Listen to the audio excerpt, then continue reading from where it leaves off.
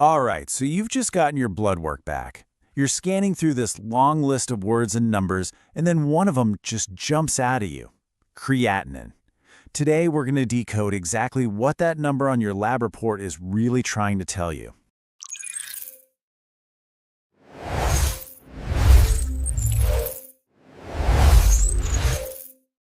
Does this look familiar? You see that word creatinine? Maybe it's got a little H for high or L for low next to it, and your mind just starts racing. What is this thing?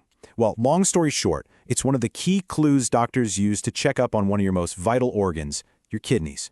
So where does this stuff even come from? It sounds all scientific and chemical, but its origin is actually way, way closer to home. Creatinine is a totally natural byproduct made by your own body, specifically by your muscles.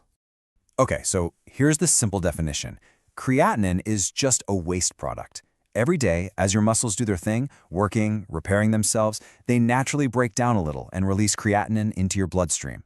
The main thing to get here is that everybody has creatinine in their body. It's completely normal. This whole cycle is happening inside you right this second. First, your muscle cells break down from just normal everyday use. That lets creatinine out into your blood. Then, your blood makes its rounds until it passes through your kidneys, which are like this amazing filter system. They grab that waste, pull it out, and send it on its way out of your body when you pee. You know, probably the best way to think about this is with a sink. Imagine your kidneys are the drain, and the creatinine is the water. When your kidneys are healthy, when that drain is clear, the water just flows right on through. The level stays nice and low. But if your kidneys aren't filtering so well, it's like the drain is clogged.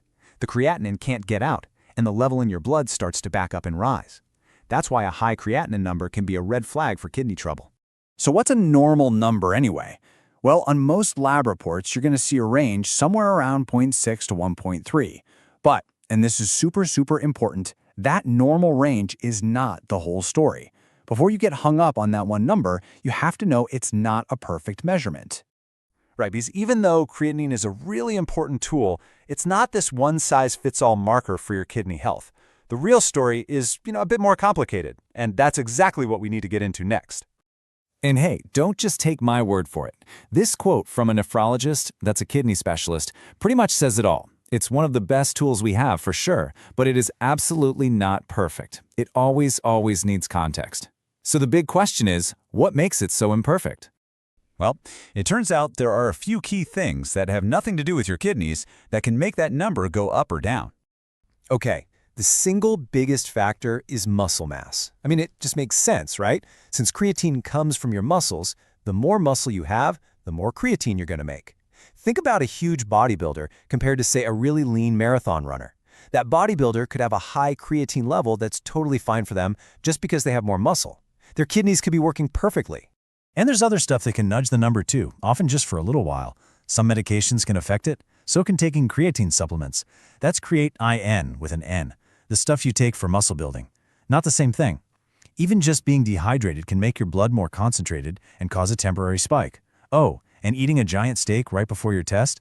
Yeah, that can even bump it up for a bit. Okay, so we know what it is, and we know why the number by itself can be a little tricky. So how do doctors take this imperfect clue and actually get to the right answer? Well, this is where it all comes together. Here's the most important thing to get.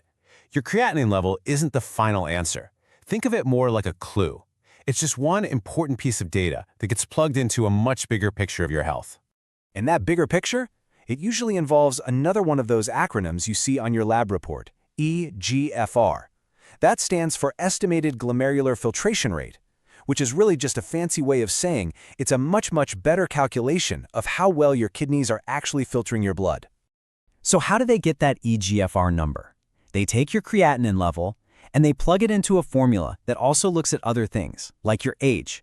By adding that extra context, the eGFR number gives a way more personalized and accurate look at your kidney function than creatinine ever could all by itself. And this brings us to the most critical point.